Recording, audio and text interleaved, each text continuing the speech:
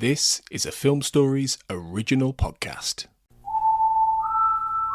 We made this.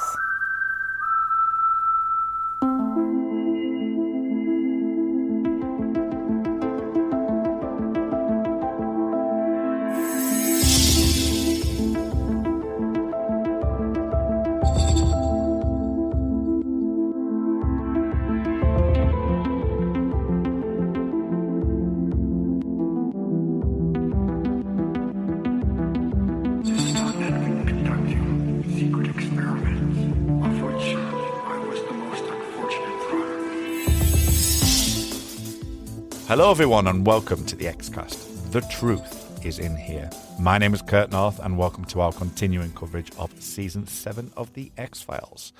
And joining me today are two guests. One guest who's been on the podcast before but hasn't been on the main show, and that would be Baz Greenland. Baz, how you doing, mate? Yeah, I'm good. Looking forward to chat about this, yes. Yeah, last time I spoke to you we were talking a bit about Doctor Who. Yeah, so I don't know when this episode is going to go out, but the end of October is the TARDIS Crew episode where we're talking about the Harrison trilogy, which was a lot of fun. Excellent. I'm on everything at the moment. Great. Back after his Season 6 Trevor escapades is none other than Luke Winch. Hi, Luke. How you doing? I think I might have had a few too many cigarettes this week. I'm all right, thank you. You came on the Zoom call to say that you were doing too much wine, and now you're doing too much drinking, too much smoking as well. So fantastic. Right, we'll get down to business. Again, I've got another 5 questions of X, and that's for you, Baz. So let's jump straight into your 5 questions of X. Okay. First up, when did you discover the X-Files?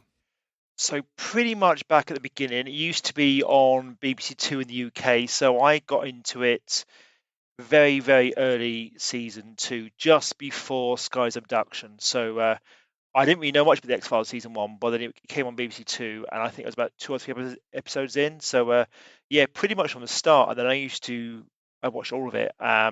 Kind of fed off towards the end with going to uni and finding a bit of a life after sixth form college and then going out and that before I went to uni as well. But I kind of came back at the end and watched the finale. But I always get the double feature-length movie VHS tapes as well. I used to collect all of them, so I just loved them. So I'd catch up on mythology as I went with those VHS purchases too.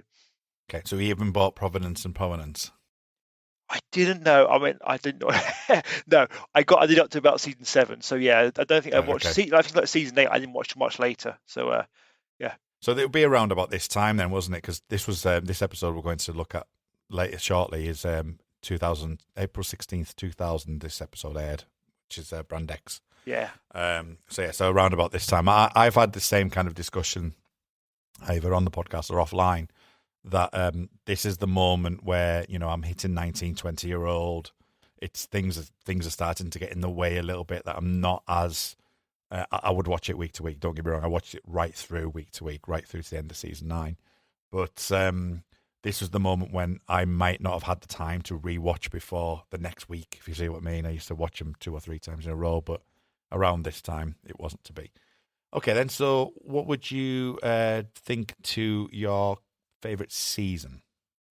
Favorite season? It's a tough one. I think it is season 2 for me though. Maybe it's because of the way I got into the X-Files. Even when I rewatched the X-Files, the season 2 mythology is so exciting. When you got the abduction and the colony, and obviously Anasaz at the end as well. And I think there are probably better seasons. Maybe 3 and 4 are probably sound overall. There's less clunkers. Maybe season 2 is a couple of clunkers, but now season 2 is just firing on cinders and just getting bigger and bigger. So for me, it's season 2. Okay, then. Favorite episode. What would be your favorite episode? I love a good experimental episode. So Triangle is my absolute favorite. I adore Triangle.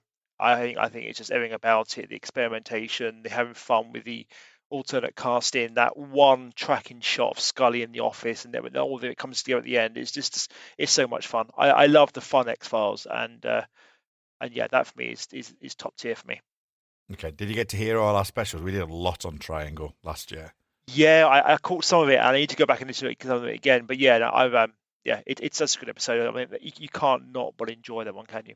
No, exactly. And I have my own my own things on Triangle, which I know Luke's laughing at me, but yeah, I have my own feelings on what actually happened there. Which season 6 of the X-Cast was 40% Triangle, 60% everything else. Pretty much. Fair enough, then, yeah. Okay, favorite character. It can be Mulder, it could be Scully, it could. I think it is Scully.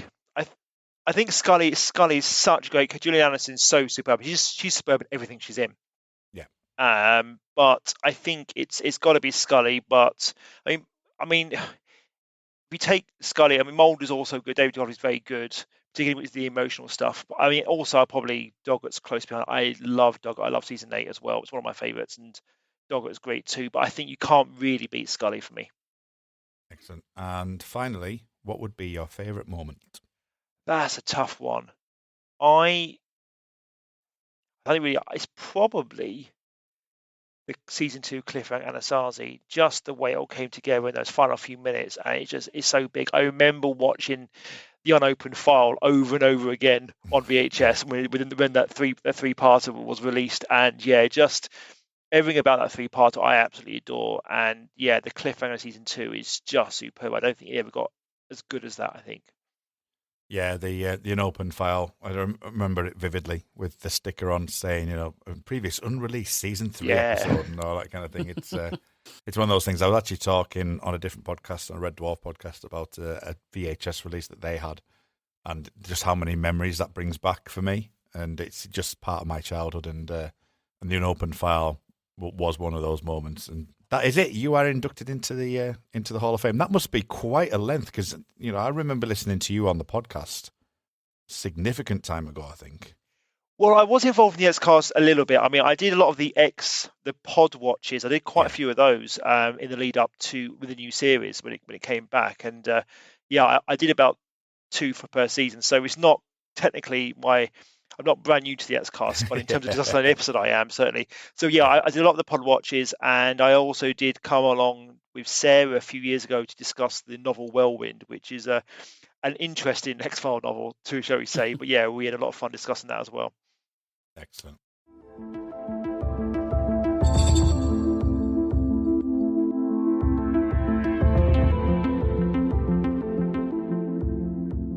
Okay, then let's dive straight into what we are here on the business side of things. So we are here to talk about Brand X, season 7, episode 18. It was the 19th produced, and it was directed by Kim Madders and written by Stephen Maeder. And this is an episode all about those Morley cigarettes. Luke, what are your first impressions? What would you say about this episode in general, and what would you rate it out of 10?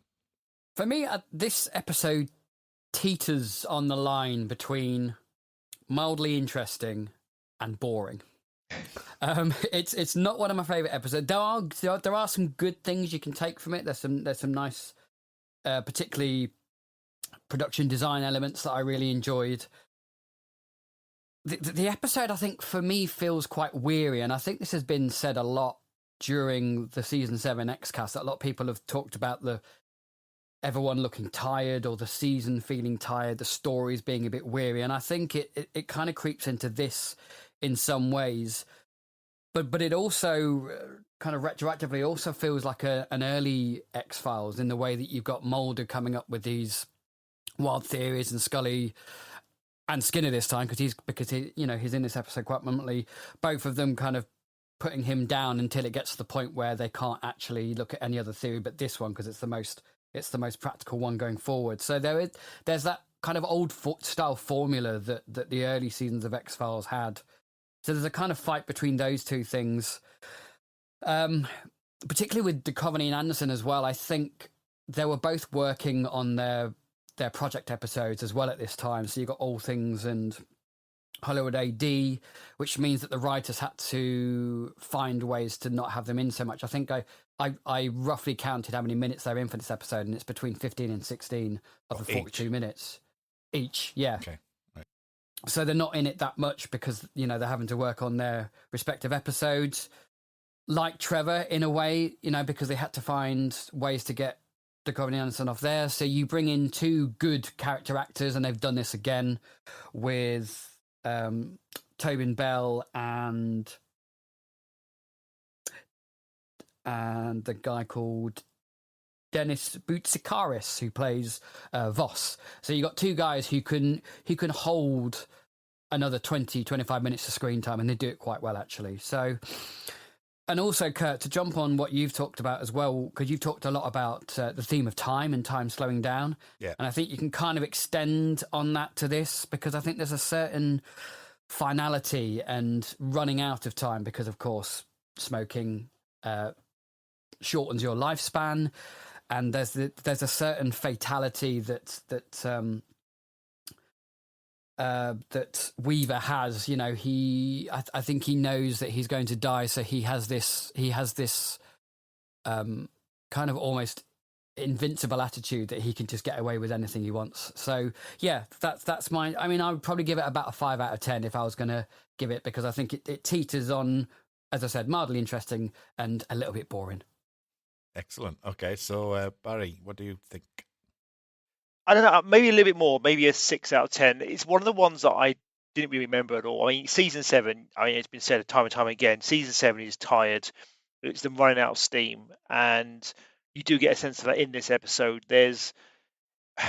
No one seems particularly enthused about being in the episode, particularly Duchovny and Anderson. And, but it's right, it's held together by like Tobin Bell as the Ashman, or as he's known in the episode. And there's some good stuff in there. You write about that kind of old school horror element. You know, I think the bug attacks are really, really nasty, and they're very much that kind of early X-Files. You know, the sort of thing that the show would go back to in the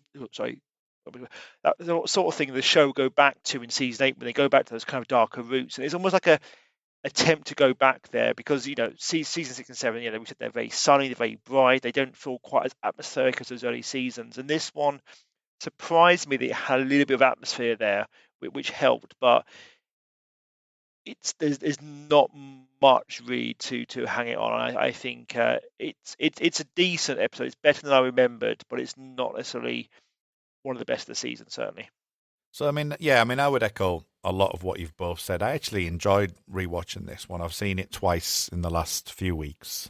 It's interesting that Carl's been trying to persuade me about Thief, and I could not get with that episode. I just couldn't get with it. But this one, I actually enjoyed more than that. And I think with what you're saying, the both of you are saying about the fact it's kind of going back to the old school, it's almost like approaching the season 8 kind of aesthetic that I like the mood of the piece. I think the final third kind of fails it, but there's still aspects in the final third that I really do like, and we'll talk about that as we get into the episode. I would probably give this, actually, surprisingly enough, a bit more than both of you, maybe a 6.5, maybe approaching a 7. Because I just found that this is a good watch. I enjoyed it, and as I say, there is moments, there's things that I'm not particularly that fond of, but as an episode of TV, and if it had been earlier in the season, they were finding the feet, I might have rated it a bit higher. But because we are in season 7, then it does falter in that way. So it's certainly an interesting episode, an interesting time. You know, bear in mind this is coming in late in the season. And I think, Baz, you've hit the nail on the head with the thing with moving into season 8. So yeah, it's an interesting one. You mentioned about Tobin Bell and Dennis Boutsikaris, or whatever he's called. Not normally butcher people's names, so I apologise if Dr. Voss is listening, who also was in ER, which took me ages to work out where I knew him from. And it was like, I've seen him in something else, and it's bugging me, and I didn't want to go on IMDb to check. But eventually I had to. Yeah. He also plays Rich Schweikart in Better Call Saul as well. Ah, right. Okay. Well, yeah, I'll know from that as well.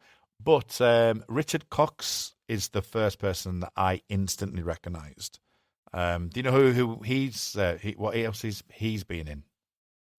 No, because I'm sick of saying in this series, in this season, I'm sick of saying the name. But he was in Millennium. He was. He was Alistair Pepper, who's a lawyer who is in a really powerful episode in Lamentation and Powers, Thrones, Principalities and Dominions, or whatever which way around it is. And he tries to seduce Frank working for him. So he's part of the Legion arc. So so I instantly recognised him, and I think he's a great actor. Some of the CGI as well, I'm not that fond of. With with Richard Cox, it looks okay. It's not the best I've seen, but it does a job. But it could have been a bit better. And finally, just as a general note, before we go into the deep dive of the X-Files, of this X-Files episode, is do either of you watch or have seen Blacklist? The Blacklist. Yes, I've seen quite a lot of that. Okay. Yeah. So there's a season 6 episode which has at the end of it's brought in early season 6, and it's a weaponized insect attack, and it does basically exactly what happens in this episode, and it comes back at the end of the season as a delivery system, and the episode is called General Shiro. So all I'll say is that there is a bit of a return to this. Any ideas what General Shiro is based on? No. A little task for you. General Shiro is on actually a real life person. General Shiro. He was in a unit called 731. Very cool. Who did a lot of experiments on insects apparently as a weapons thing. So just a full circle there. I realised that today. I went, what is that episode? I saw Blacklist, and I saw the name. I went, Shiro Zama, and I didn't make that connection right then. I just thought, that's quite interesting. That's good. And then when I've looked more into the actual name, that it was the guy from Unit 731. So that's interesting. So let's dive straight into in more depth this episode, which is Brand X.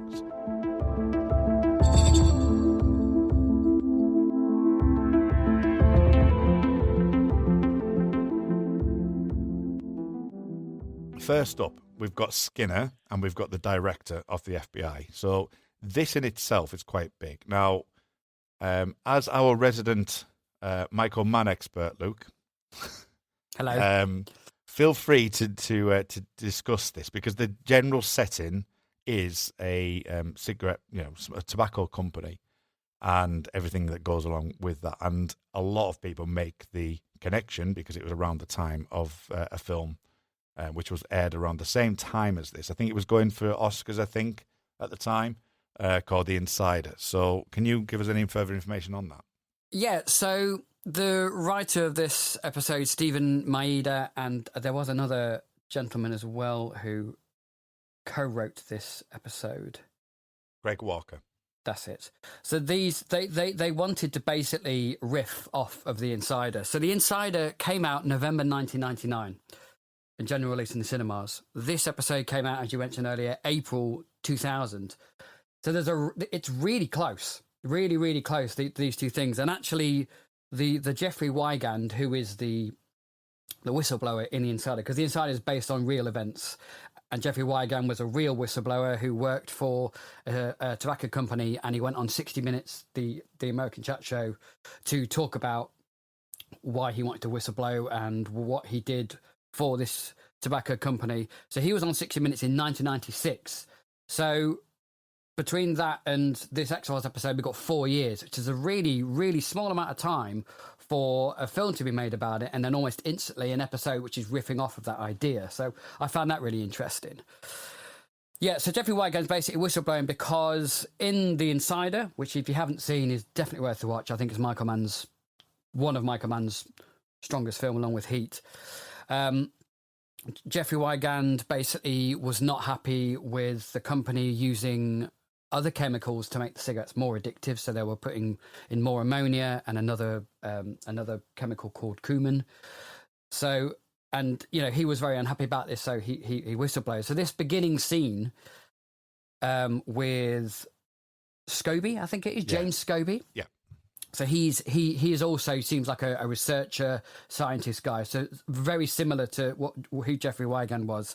And it doesn't surprise me that because of this high profile case, he is a prime witness, that they get the FBI involved, and the director is very much involved with this, and he's put Skinner on the case. So it's mirroring a lot of real life events and what would probably happen in such a high profile case against a huge global tobacco industry. So I found that very interesting, actually. Baz, what do you think to the actual opening then? With that in mind, it actually plays up to that quite well. The way that that it's using Skinner, for example. It's also a good way of rewriting. The fact that, as Luke alluded to, there's not much more than Scully in this. You've got the third wheel in this one, so I don't know if he's been in more than 15 minutes, Skinner, but it might well be. So it's a good way to bring him in as well. But the general kind of feel and theme and the way that this is played, what do you make to this opening? I mean, I think it's a really good old school X-Files pre-TARDIS sequence. It's a good, effective pre-TARDIS sequence. I mean, it's good to have Skinner in there, and obviously Skinner's a good character to have in if you are kind of much more on Scully, because obviously he's a great character, recurring character that's certainly at this point now. And it's great to have kind of see Skinner in action there with the FBI, and there's a real sense of kind of tension and drama with this grand jury witness as well. So that's really interesting. But I think for me it's that kind of the horror element. As soon as Jim coughs, he's done for. And I think the discovery of his half-eaten face is nasty, and it's like proper good classic X-Files there. It's sort of stuff you would have seen time and time again in like season 2 and 3. And no, I really liked it. I thought the opening is a really strong opening, very effective opening. Yeah, no, I mean, what do you make to the opening, Luke? Obviously, with what you said, where do you think it's effective? Yeah, I mean, I like that first shot where you get the smoke and it just turns out to be the chimney. Yeah. And the production designer for this episode, Corey Kaplan, apparently he worked quite close with Kim Manners because they wanted to really get this dirty, greasy feeling to the episode. So they used a lot of browns and yellows. So I like that kind of pan out shot of the house, and the lights inside the house through the windows are very yellowy, browny colour. Even though none of them smoke in that household, you've got this sense of, this hazy, murky, greasy feel to the episode. And that's heightened later on when Tobin comes in, and the way they've dressed him and made him look as well. But from the outset, you get this kind of visual aid that this episode is about tobacco. It's about cigarettes. And I thought it was really effective. And the practical effects, I think, were fantastic. The kind of eaten away mouth is pretty rank. I think the second death has better practical effects. When Skinner turns the body over, there's a little bit of plasticness to the skull, but I think the second death is much more effective and looks pretty icky. Yeah, it's a bit up and down, isn't it? Because as I said at the beginning there, the end with Brimble, is it Brimble? Brimley, sorry. His is a little bit CGI'd. So it's a bit up and down, but I mean, I can forgive that in this episode. I think it's dark enough to do that, and I think you're right. The second death is probably the best part of it. I also like the adding of the mystery as well in the scene coming out of the credits where he doesn't smoke, and Mulder makes a quip about the GM Ford thing, and Mulder's obviously the one that witnesses the water on the table and all that, which is typical Mulder kind of investigative work. He's always ready to dip his hand in, isn't he? Literally on many of occasion. So I think that all kind of works well. I mean, the following scene after that is at the headquarters, and this is where we get the corporate stuff. And it plays on that quite heavily. Baz, what do you make to that? The way that the lawyer, he's lawyered up, and I mean, we can talk in more general terms with Dr. Voss as well, that just the interplay between him hiding behind the lawyers and stuff like that. Yeah, it's certainly got a certain scale to it as well, which is really good. And I really like using Morleys, obviously, which is a big part of the X-Files, but obviously Morleys aren't just part of the X-Files. Morleys appear in kind of many TV shows. So it's great to kind of play into that and sense of scale around Morley. I mean, I always assumed until a few years ago that Morleys were a real cigarette because they appear in so many TV shows, predominantly in the X-Files with the cigarette smoking man, but they actually appear in multiple shows. There's all these theories about interconnected universes and stuff, TV universes, and Morley's a big part of that. Spike and Buffy, he smokes Morley's. He's great. You got all these characters interlinked with it. So I really like the kind of Morley's have been this presence in the X-Files since day one, really, with the cigarette smoking man. So almost to kind of shine a bit of light on them as a company is a really, I kind of really appreciate that, and it's almost like a mythology within the show itself in a way, having Morley's there. So I really like that angle of it as well, and particularly in terms of that scene when Skinner and Mulder are in the briefing room with all the lawyers. I liked Mulder flipping back. I can't answer. That will break FBI confidentiality. I was like, yeah. I like Mulder saying, I can't answer that. That will break the FBI confidentiality, the sensitive nature of the investigation, and kind of throwing it back in their faces. It was a really, really a kind of fun Mulder moment as well. Yeah, I like what you were saying there, Baz, about the kind of metatextuality of Morley's as a tobacco company. And what I also like about this, bringing in Morley's, is you're getting this theme of evil corporation, and tobacco is very much seen by a lot of people across the world as an evil entity. And I like the way that tangentially then kind of links to a cigarette smoking man. So you've got this kind of foreboding moodiness to this episode because of the history of Morley's, I think, and I really like the way that happens. Again, the boardroom, the way it's visually designed, it's all browns and yellows. There's lots of different textures. It gives this tobacco look. How the fingers that Weaver has, the tobacco stained fingers. That color is the color of this boardroom, and I really like the way they incorporated that. And it does give. I mean, even though I only rated this episode a 5 out of 10, I do think this episode has a great mood and a great atmosphere. The final scene for me, I do not like at all. I'm sure we'll get to that. Yeah. But yeah, I do think that this theme of evil corporation, tobacco company, big corp, it's very much this overbearing, almost invincible power that they believe they are, and they keep going. That will break confidentiality. That will break confidentiality. They can't get anything out of them. No, it's really interesting because it almost plays on the same scale as when they're dealing with things like the syndicate. This is big, powerful corporation there, and yeah, it's almost interesting that the cigarette smoker man isn't in the episode. You almost feel his presence because he's been so connected to Morley's over the years. You almost expect the cigarette smoker man to be in the boardroom. Why? Surely he is on the board. He's like he shares in Morley's. He has to because he's like the biggest customer there is. So it's almost like the presence of the cigarette smoker man hangs over this episode, even though he's nowhere to be seen. And yeah, and I think you're saying about the yellows and the browns and the smoke as well.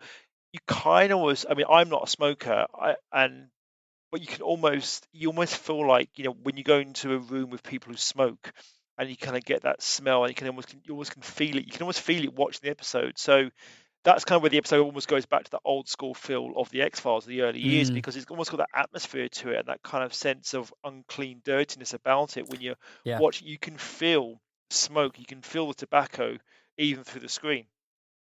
Yeah, I almost feel I need to take a shower and wash my clothes after watching this episode, because it just has that really dingy dirtiness to it. I mean, even like when it says the cure for cancer, and I instantly think of NME. That's the first thing I think of whenever I've seen this episode. It's like there's that kind of aspect to it as well.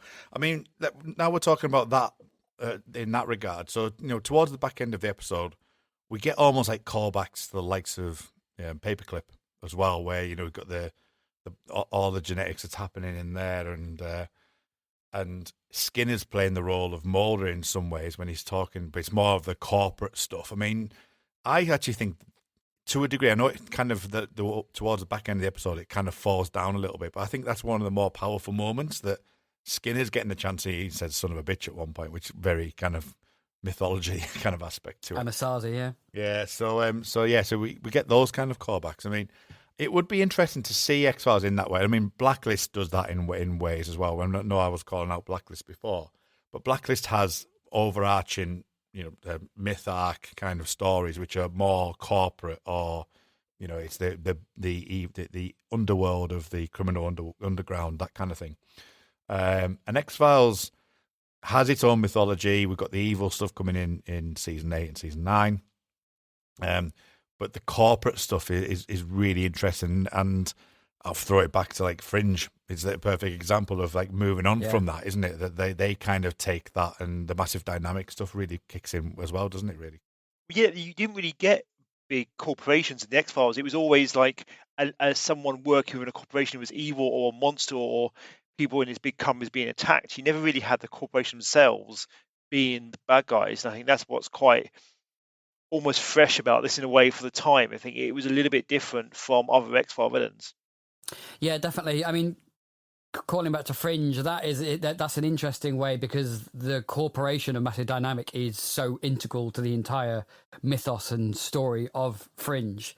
And the weird thing about Massive Dynamic is it's not really an evil corporation, but it kind of stands in this kind of moral vacuum, because it's just about advancement of science, regardless of what happens to other people and regardless of the consequences of their experiments. So that sits in that pocket, whereas this is firmly sitting the tobacco industry in the evil corp box, and very much playing towards that. So going back to the scene where the lawyering up, and you've got this to and fro of saying we cannot restate this because of confidentiality reasons. Massive Dynamic, as as an example in season 1, was a bit more like that. It was kind of like, give Olivia a little bit and then not give her enough kind of thing.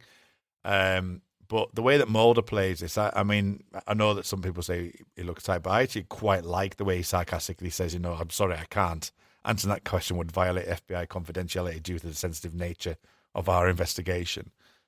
Just that throwback. Peter Voss, straight after that, then gets kind of Weaver kind of moves to him because Scobie was his go-to. So let's talk about Weaver for a bit, because you mentioned he's probably he's the strongest character in this, and the way that he's played. He obviously uses or tries to use the American term, doesn't he? I mean, we're all British, so but e pluribus unum, and he keeps going e pluribus and he doesn't quite get there.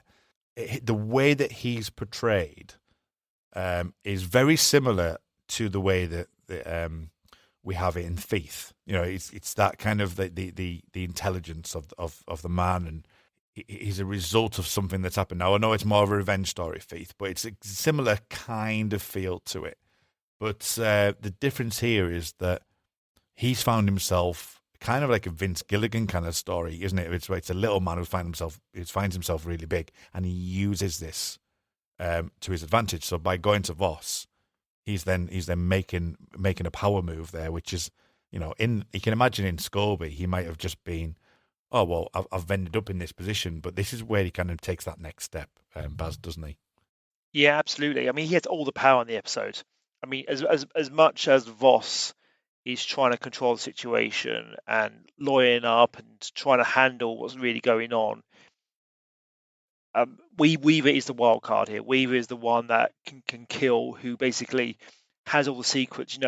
As powerful as this company is, Weaver can expose them completely. So he has all the power, and it helps that Tobin Bell has such a great presence in this episode. I think he really makes the episode. I think he makes it better because there's a real sense of threat from him every time he appears on screen. Like when he almost like steps out the shadows when he confronts Voss, and he has this power. And Voss up to this point has been very kind of arrogant and confident in what he's doing, and then Weaver undermines that bit as well. So you do start to see this kind of wild card character in Weaver, and I think it makes the episode more interesting.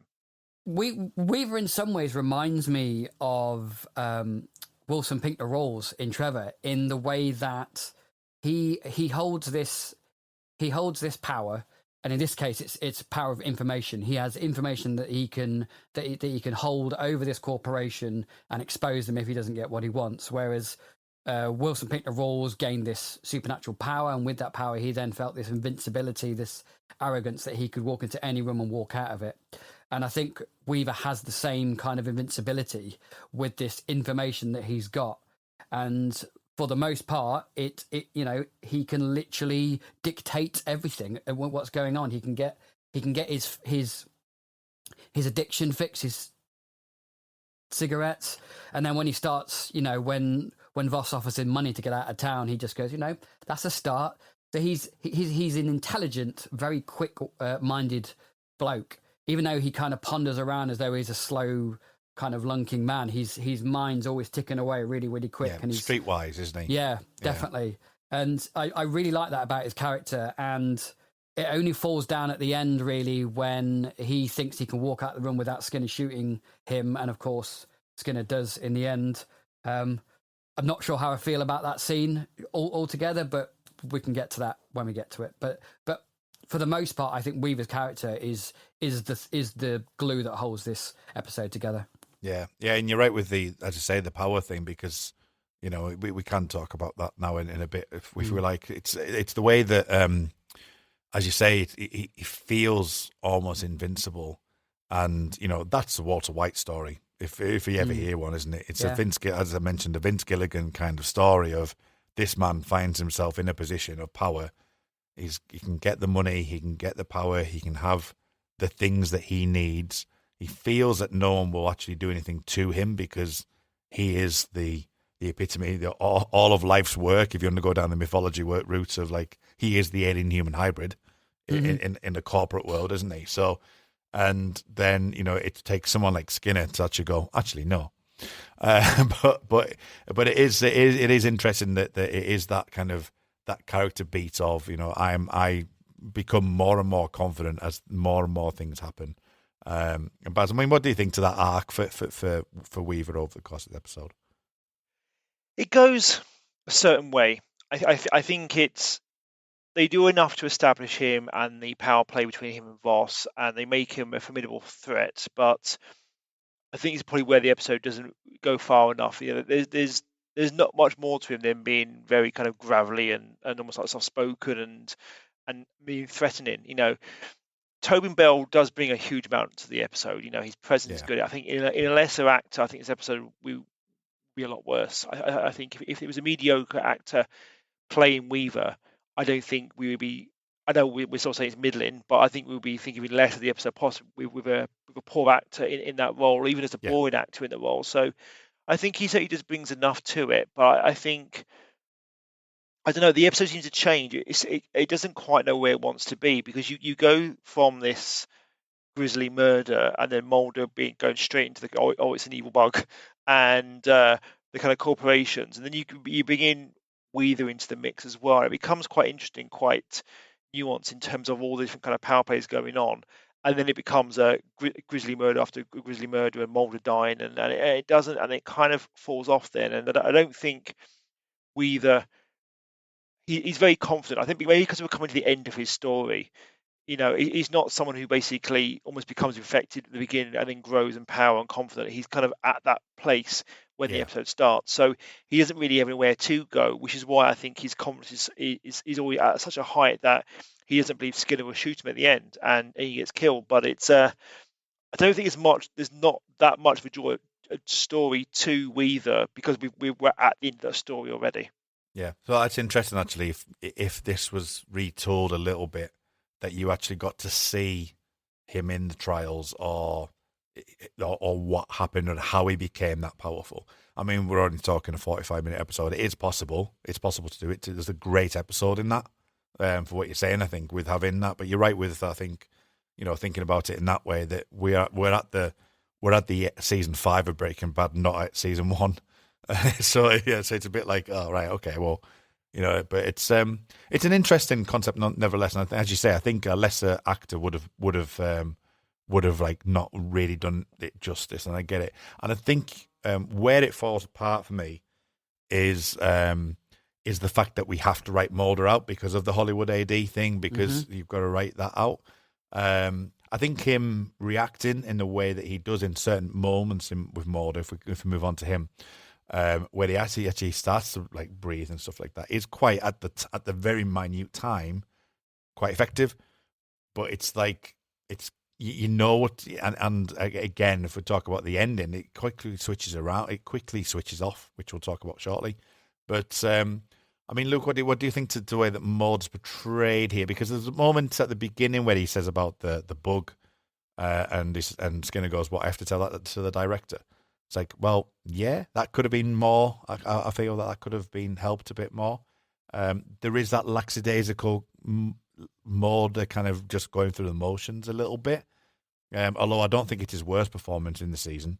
I still think it's a good performance from him, but there is a kind of a like just delivering what he needs to, and does it succinctly, I think. But what do you think to Mulder in this? Yeah, Duchovny, he didn't seem 100% engaged, but as you said, he is more disengaged in other episodes of season 7.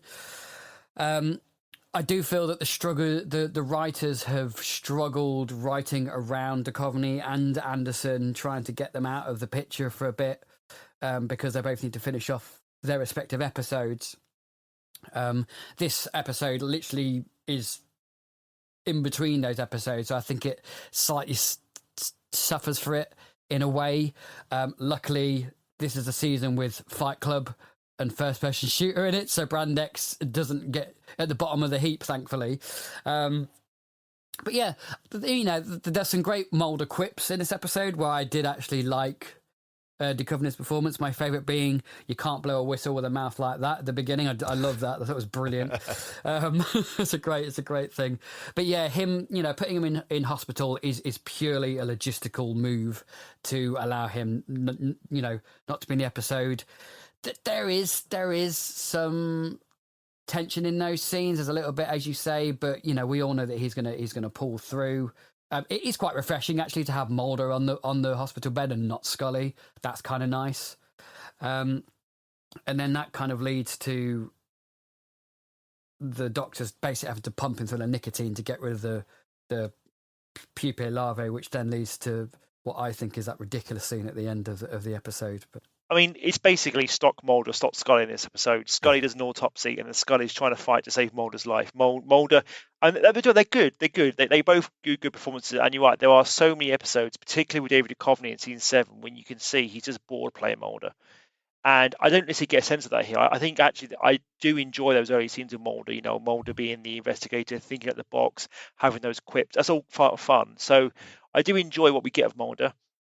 And Scully's decent as well in that, doing the autopsy and trying to save Mulder's life, but it's stock Mulder and Scully. There's nothing about those characters that you go into, oh, that's interesting, or that's new. We've seen this all before, several times throughout the X-Files. One of them is dying, and they are literally dying, and the other one is racing to save their life. It happens time and time again. It's almost a cliche in the X-Files. Yeah. So to have it here. In one sense, it's quite a clever way of getting about the action and allowing Skinner to take a bit more of the lead, because Scully has a purpose and obviously Mulder doesn't have a purpose because he's infected. But it's nothing new. We've seen this all before. Yeah. I mean, Skinner will obviously come into play next season, which they don't know that yet, to be fair. But, it's always nice seeing Skinner put in that position. And I would agree. I think actually quite like the way that the mundanity of the way that Mulder gets infected. I actually quite like that. It's not like a big masterpiece. It's kind of like just understated. He's just gone round to see Weaver. And I think that works quite effectively. And as I say, I think it works up to a point, and then it's almost like we run out of episode time. It's like, right, well, we've got rid of Mulder. Right, what can we do? Well, he's just going to have maggots like breeding inside him every 20 seconds. And I think it just races. It puts a stop clock on stuff, which is, what most TV shows and, movies would do. But the difference being is that this clock seems to just go from 0 to 60 in 5 seconds. And it's like, oh, right, okay. And that's a big issue for me. Yeah, in saying that, I do actually really like the scenes. I think there's some really good effective scenes in the middle part of the episode. That the first death that you see of Weaver's neighbour being killed is quite nasty, and then Mulder, obviously, the Thomas Gastel when he's got larvae in their lungs and they've hatched and Mulder starts coughing, and it's really, really nasty. You talk about feeling uncomfortable to shower after it. The thing when they're kind of like hoovering up maggots from inside Mulder's lungs is gruesome stuff. But pure X-Files. It's it's disgusting, but it felt like X-Files to me, you know, in having that kind of molded gasp of breath and running up oxygen, and just having those, like having the bug in the oxygen mask as well when it starts to hatch. It's actually quite a nasty, quite tense moment. I think obviously Mulder's not going to die. So at this point, I know they both kind of die and come back, you know, in some episodes. It's not one of those episodes, but he's not going to die. If he does, he'll last for 3 months and come back. Absolutely, yeah, definitely. It's kind of it's more a sense of Mulder isn't going to die, but because he literally got these larvae in his lungs and they're going to hatch, and it's going to be a nasty, nasty, violent end. It's more about how does he get out of it, and of course the episode fails to actually deliver on that. But up to a point in this episode, when Scully's trying to save him, when they're hoovering out these maggots, and there's a bug in the oxygen mask, there's a real sense of how is this going to be resolved, because it is almost like impossible odds. It's like someone dying of this disease, and they're trying to find the cure at the last minute. It's that kind of stakes at play. So I really like that you really get a sense of how is this going to be resolved. You know, how is it going to get, because it's getting worse and worse, and they don't just have Mulder in a coma. They hoover them out, and all the eggs come back again. There's more larvae and stuff. So it's a constant race in the clock. So I think while the episode does change pace from this early kind of corporate conspiracy episode into a kind of nasty, maggoty deaths and Mulder's life in danger, I think there's some real tension in those kind of middle scenes of the episode.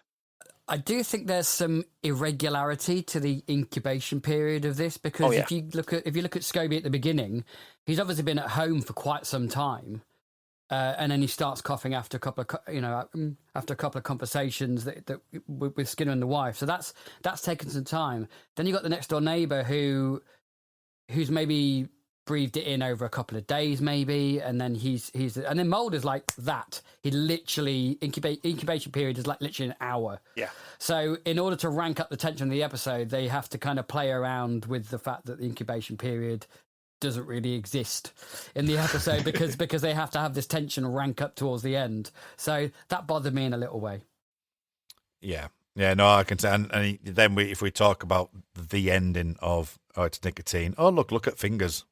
Done. Yeah.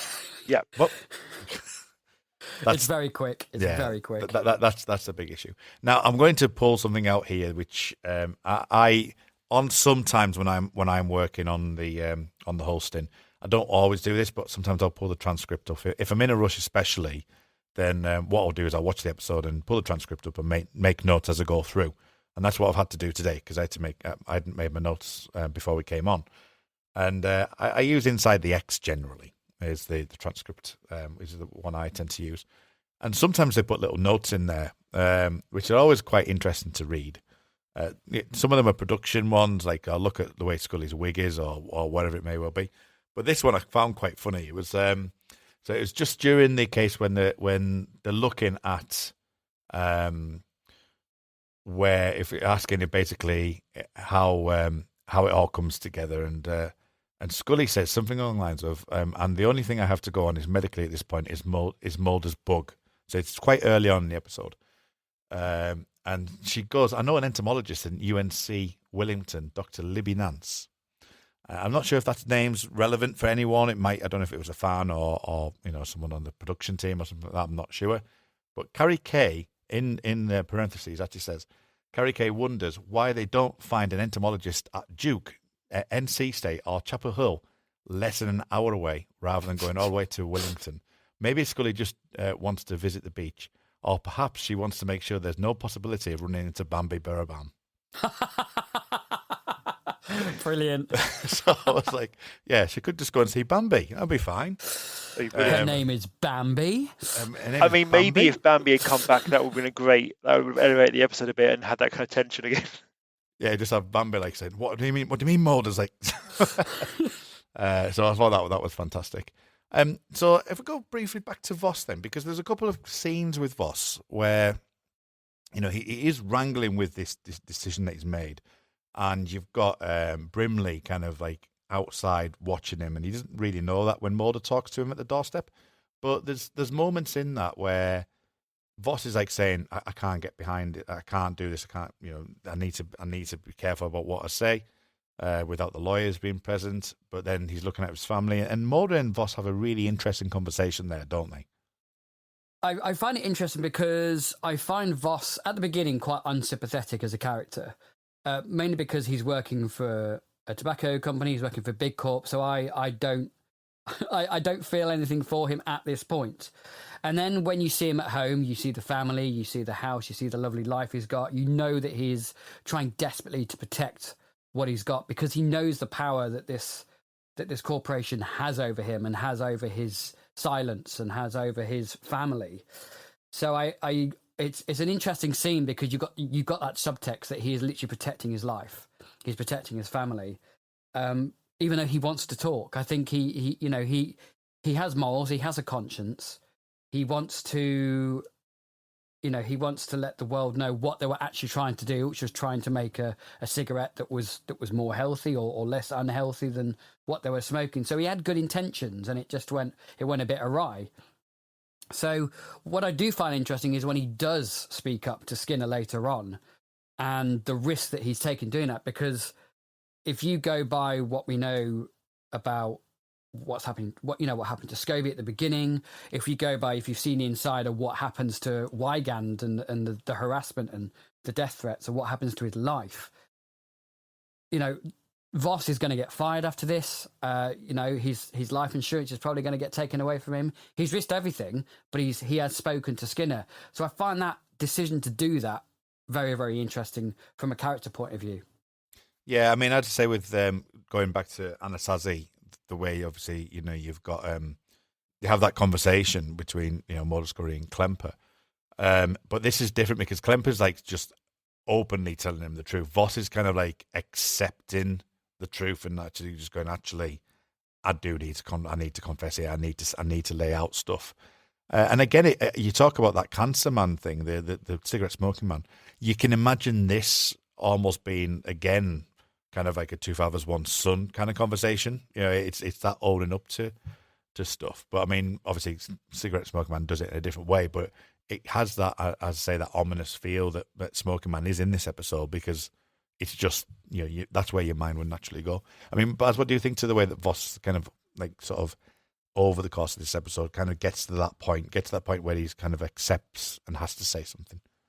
I mean, it does help that Dennis Boutsikaris is a really good actor as well. Again, like Tone Bell, really helped elevate the episode. There's a real conviction and belief in him in what he's doing, and he could easily be such a stock bad guy, a stock corporate guy, and you couldn't feel anything for him. But you do get a sense of the dilemma as the episode progresses and things are going to get worse and people start dying. That actually, he is coming to that realization of what's going on. I like the interplay with him and Skinner. I'm not sure Skinner say, I'm going to come and protect you and your family after doing such a good job last time with Scorby. I don't know. Is he really that effective? I don't know. But you do get a sense, probably more from Voss than really from Weaver, because Weaver's at the end of his journey, whereas Voss does go for a little bit of a journey. He's trying to cover everything up. Things are spiraling out of control, and he's trying to keep a lid on everything. And then it's the realization you can't do that, and almost becoming the person that he was fighting, which is basically becoming Scorby. So there's a nice element of kind of realization in that journey, helped by Boutsikaris' performance, because you really feel what that conflict within Voss through that performance as well. So I did appreciate that as well. I mean, again, not really enough to really elevate the episode and make it any more than really what it is, but there's some good stuff there, and it's another good kind of central performance, particularly as you are missing the leads for most of the episode. Yeah, I think the ideas are all there. I just think that it's not necessarily has the enough, as I say, maybe tension.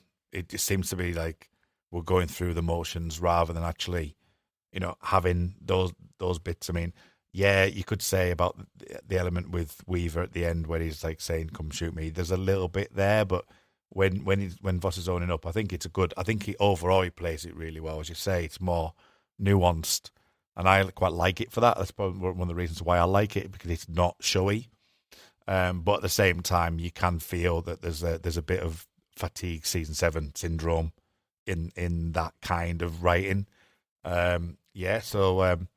But that pretty much draws the episode to an end. Is there anything that you want to mention at all, Luke, before we head into the mailbag? I just think if you want to compare this episode with Trevor, in the fact that it's an episode with minimal modern Scully, you've brought in two very good character actors, well-known TV character actors. You had John Dell and Catherine Dent in Trevor.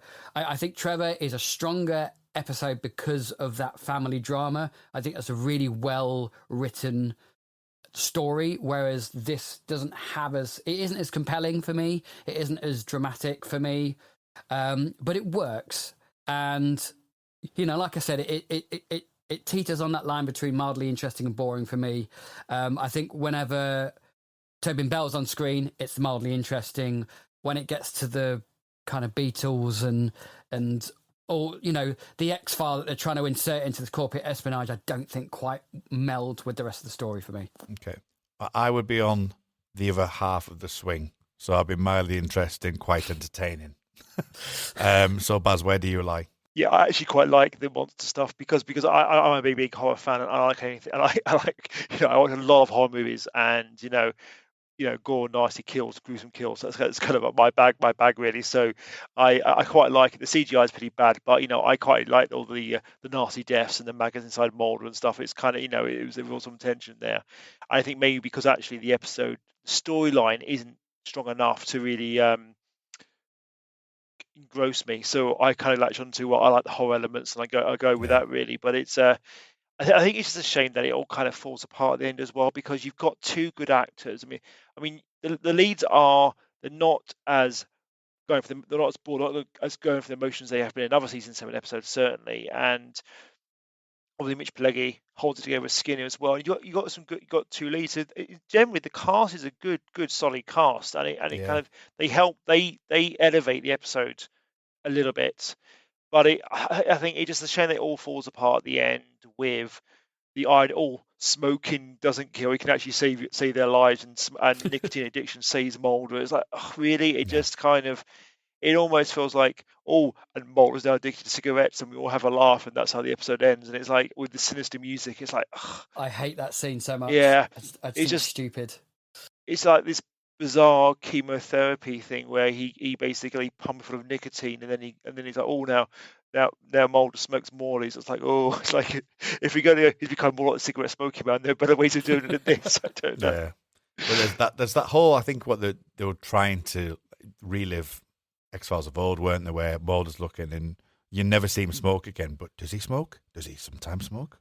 That kind of thing. Where you'd see. The end of Die Hard de Valets, for example. You get that kind of moment in early X-Files where you're left with pondering a question, but it's not a great one. And it doesn't. And it almost like, is it playing it for laughs? Is it playing it for like? It feels like it's playing it a little bit for laugh, but it's like, I don't know where it lies. And see, I think the episode's been too serious in its approach to have something that could be played for laughs at the end. That's the trouble. If they made a comedy, maybe on the vein of, I forget the name of the episode with Bambi in for season 3. And Copperfitted. That's the one. Yeah, you kind of not say that not Darren Morgan though, because people can write as good as Darren Morgan, but had a bit more comedy. But they're saying that season 7 is so kind of lighter in a way. Season 6 was lighter, but I think I enjoyed season 6. Season 6 is much more enjoyable. Season 7 is tired, so I did actually appreciate that they went back a little bit towards that kind of darker old school horror and atmosphere they were trying to recreate, but they didn't go far enough with that, and then kind of have this almost jokey ending. It's completely at odds with the rest of the episode thematically as well.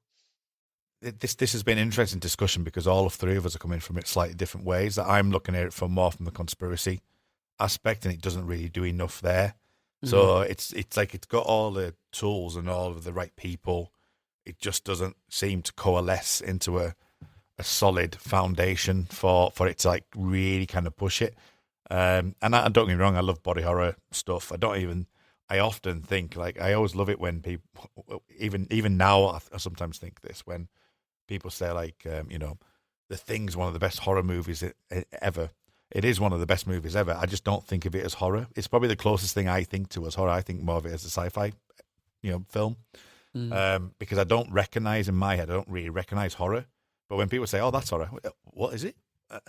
It's not in my complex to think about it in that way. But it has got the obviously the darkness to this, and that's something to behold. So let's move into the mailbag then, and we'll see what other people have been saying, and we should go and do that now.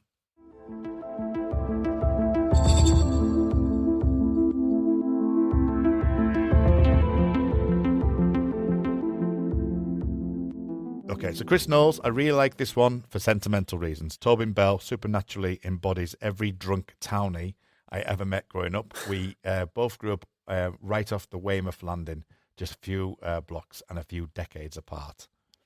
That's funny. That's a lovely personal approach, that from Chris. Fantastic. Ronald Wilson, it's one of those better than many people give it credit for episodes. It's not in my top 100, but I like it, especially this guest character and this catchy tagline. They should have put that in the title sequence. Missed opportunity. Once again, we have a rare Skinner-centered episode, but it doesn't just get the kudos that good Mulder and Scully episodes get. So Ronald's basically saying it's better than most people give it credit for. Do you think it is one, a bit like what Luke and I have discussed in Trevor? I personally feel that. I do feel that after reappraising this one and looking at Trevor from last season, this is where Carl thought to me that I was going to go with Feith, and I've actually found it more in Brand X. So I'll give you, Baz, the floor there first. Do you think it's one that people should give a bit more credit to or not? I think there's some good ideas here, some good moments of horror, some good ideas, good guest performances. So I would say, yeah, I think in terms of season 7, absolutely. I think it's one of probably the slightly stronger episodes in a way. I mean, I'm trying to not look at it too much, but I find season 7 quite tired, and I think there's only 2 or 3 episodes in season 7 which I'd rate in kind of my favourites anyway. But it surprised me. I haven't watched this episode for years and years and years. Even when I did a rewatch, I did a lot of X-Files before the new series came out. I did like 2/3 of the season. I kind of went through, skipped the more rubbish ones or forgettable ones, and I did skip this one that time round. So it's been a long time since I've watched it, and I was, despite saying 6 out of 10, I was quite pleasantly surprised. It's tonally muddled for me, this episode. I think I would, if, in the context of season 7, I would say this is one of the average episodes, or average, I would say average to just above average, even though I've only given it a 5, because I think there are episodes in season 7 that are much worse than this. Because I think Ronald mentioned a good Skinner-centric episode. I don't think it does enough to be a Skinner-centric episode, in my personal opinion. Yeah. I mean, he's in a good amount of scenes. He's got the responsibility of this case because the director put him on the witness protection. But apart from that last scene with Tobin, I just don't think it's as good a centric episode as others have been in the past. It feels like a proto 8 or 9 episode Skinner. It feels like it's either Skinner with Doggett or Skinner with Doggett Reyes or Skinner with Scully and Doggett. It feels like proto version of that, really. They're almost preparing him for season 8 and 9 without knowing that they're preparing him for season 8 and 9. Yeah, definitely. It doesn't feel like a Skinner-centric episode, though, in terms of the earlier ones they've done.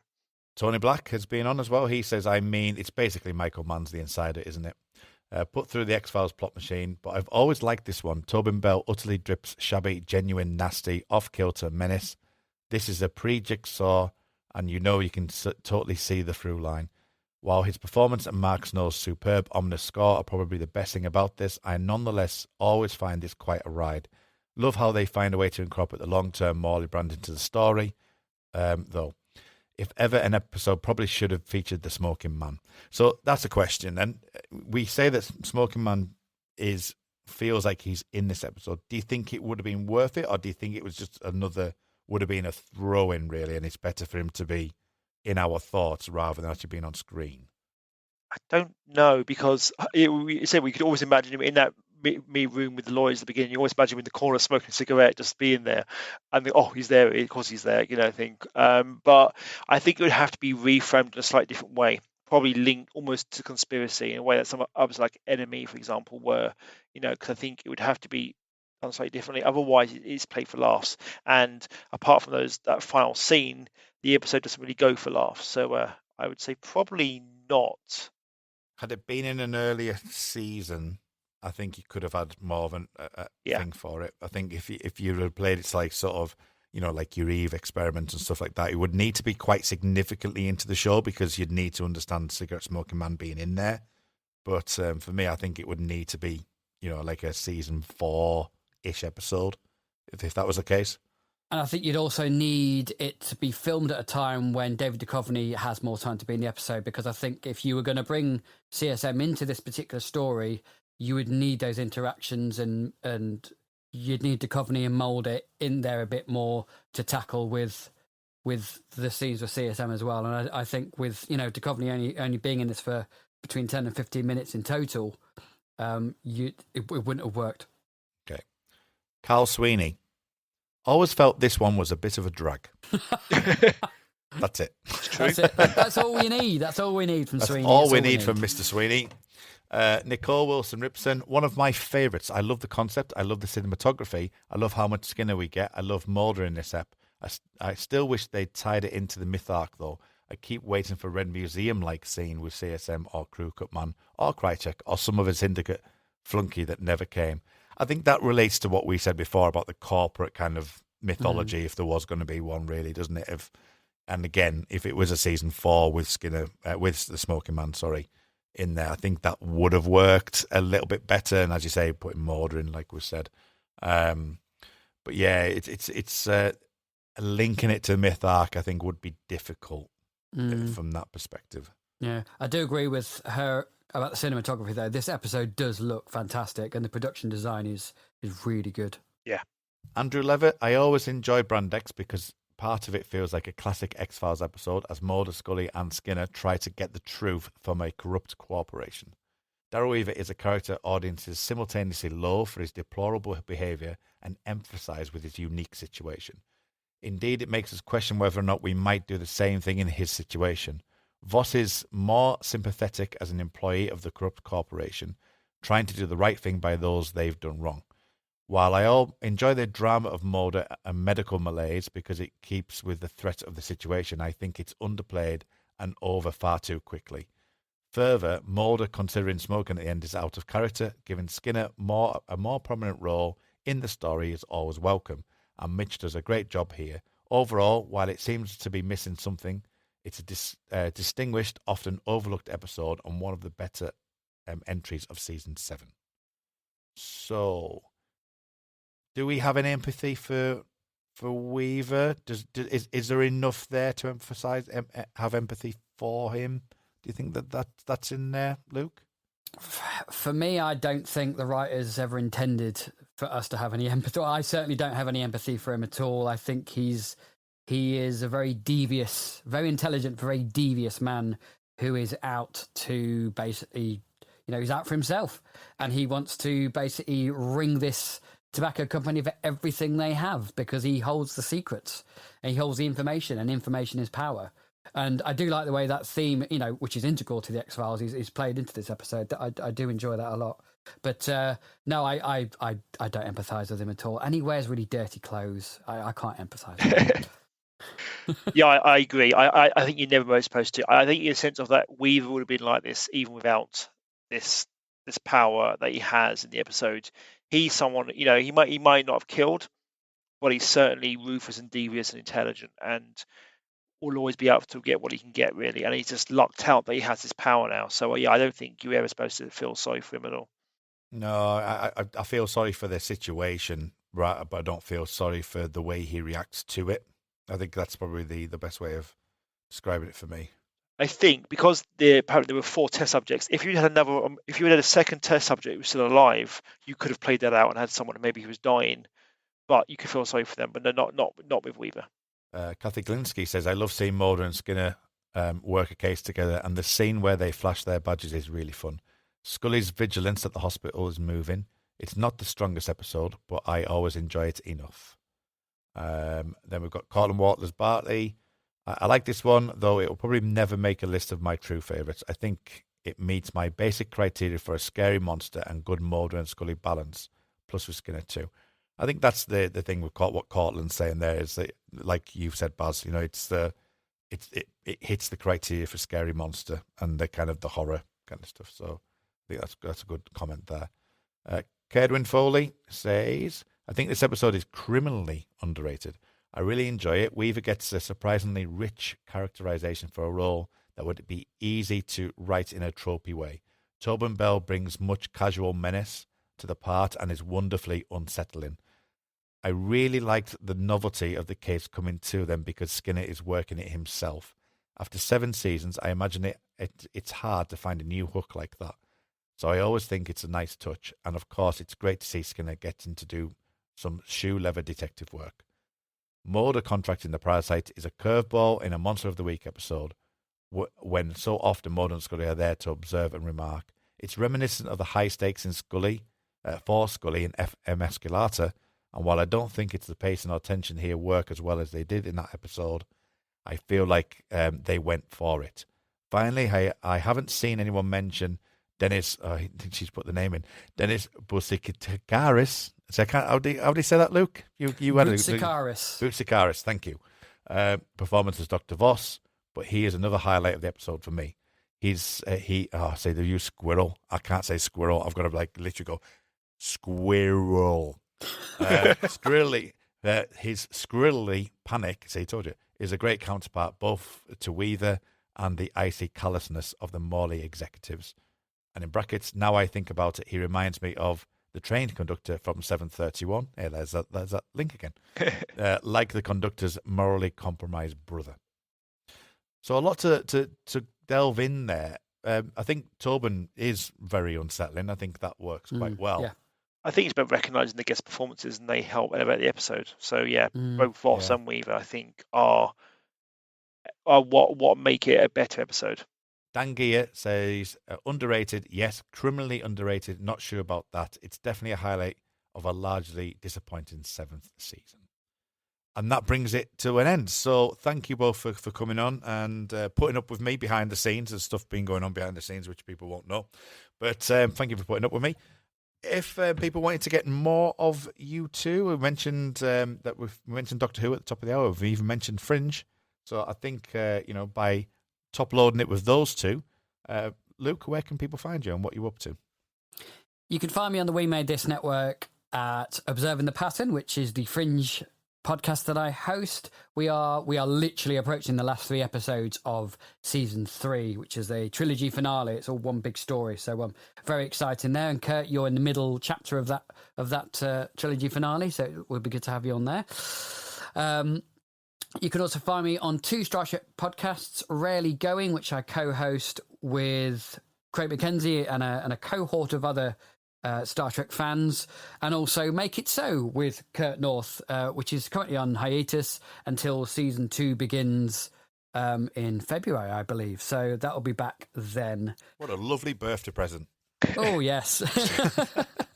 And you can find me personally on Twitter at Luke_Winch. Excellent. And Baz, where can people find you? Yes, on We Made This, I'm on 2 podcasts at the moment. You mentioned the TARDIS Crew, which is a Doctor Who podcast I host with my 15-year-old son, Ben, who has more knowledge of Doctor Who than anyone else I've ever met.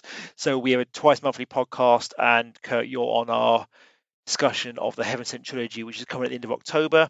I'm also one of the main hosts of Authorized Podcast Only, an Alias podcast, which launched in September.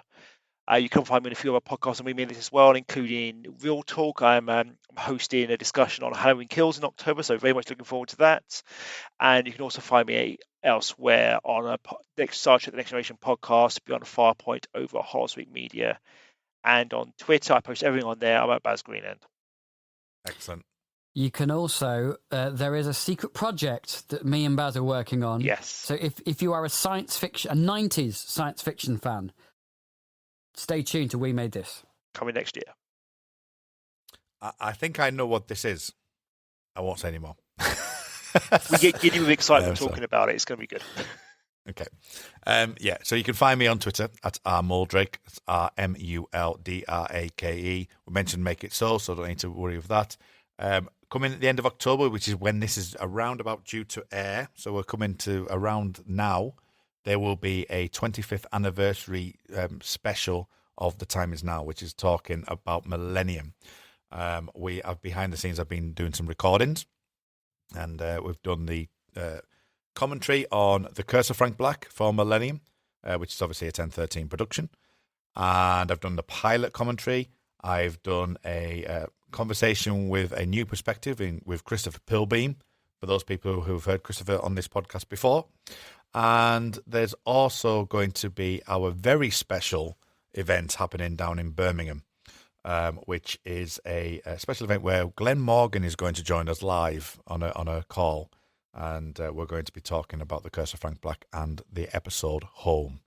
So that is something to look forward to. So that should be happening in a couple of weeks after you hear this, maybe even a week after you hear this, if you're hearing it when it gets released. So I'm very looking forward to that. Not only that, I'm going to meet a good friend of mine, someone called Mr. Winch. I don't know if I believe he's coming. So front row to heckle. He's going to heckle. He's going to heckle like there's no tomorrow, and I'm going to see what I can come back with. But that's where you can find me. So I'm looking forward to that. That's with Carl Sweeney and Tony Black. We're going to be going down to Birmingham. All fingers crossed, everything goes well, and that happens. So yeah, so see us there, and we'll have some specials on that as well. So as I say, Millennium podcast you can find at the Time Is Now pod. But X-Files and Millennium and Fringe and Doctor Who aren't what we're talking about. We are actually talking about other things on the network, and you'll hear some of them at the end of this podcast. So listen out to some of the clips there. But thank you again, guys, for coming on. I'll be hopefully glad to see you in future seasons. So thank you for coming on, Baz. Welcome to the official channel. So It's been a pleasure to be here. We enjoyed it. Good stuff. And we'll see you next time. But until then, remember, trust no one. Elsewhere on We Made This. Observing the Pattern, a Fringe podcast. Maybe people weren't quite ready for it. Maybe they wanted a bit more of what the X-Files was, which was a much more of a kind of monster of the week, scare you, or this kind of myth arc. Which had its emotion and certainly had its strong themes of family as well. But I think Fringe had it much more to the fore, much more kind of focused through line for it. And Luke, that's a really good observation in terms of, why it didn't catch on as much, because I do remember these conversations when it was airing live. And I want to say it was season 3, 4, and 5, where the fans really took to Twitter and was we're like, please renew this show.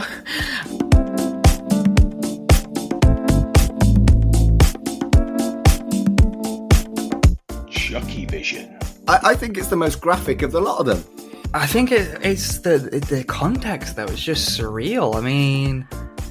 But yeah, I don't know. I don't know how I would react as a censor to this, because we see, as we keep saying, we see Chucky jack off, but we don't just see his reactions. There is literally a close-up shot of him grabbing his dick. Yeah. And, there's a fucking turkey baster dripping with jizz. Oh my God. The actual fuck? Is this a 15? Well, I think if you make something cartoonish enough, then you will get away with it. and it does feel like they got away with it. Rarely Going, an animated Star Trek podcast. To me, the one thing that keeps coming up in these episodes is Boimler is actually a really good leader. And he's got, he actually earned his place on the Titan. It was kind of made of a joke. His transporter clone ended up getting to stay on the Titan, and he got sent back to the Cerritos and even got demoted when he did that. But time and again in each episode this season, Boimler has proven that he has what it takes to be a good leader. He has what it takes to be a command officer. I think that... Absolutely. Check out all of these shows and more on the We Made This podcast network.